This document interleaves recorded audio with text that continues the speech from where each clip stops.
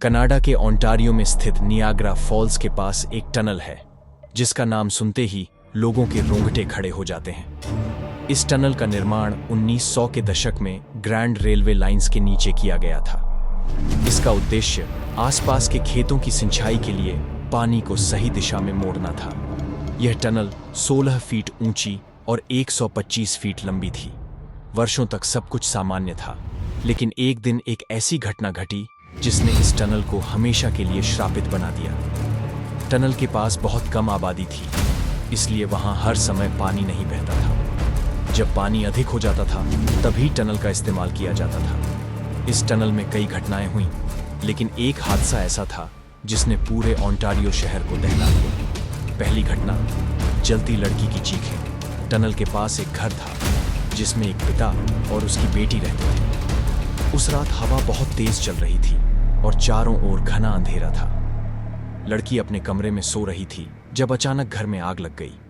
आग इतनी तेजी से फैली कि लड़की के पास बाहर निकलने का कोई रास्ता नहीं बचा। आग से बचने के लिए वह बाहर भागी, लेकिन तब तक आग ने उसके कपड़ों को भी चपेट में ले लिया। जलती हुई हालत में वह दर्द से चीखती हुई टनल की ओर दौड़ी।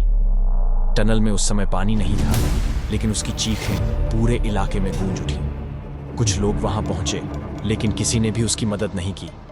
अंत में दर्द से तड़पती हुई उस लड़की की वहीं मौत हो गई। दूसरी घटना, आत्मा का बदला। एक अन्य घटना में कुछ दरिंदों ने एक लड़की के साथ टनल में सामूहिक अत्याचार किया।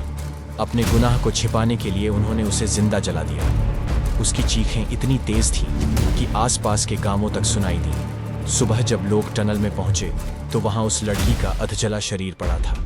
उसके बाद से ही टनल में जलते शरीर की बदबू महसूस की जाने लगी, जो आज भी वहां आती है।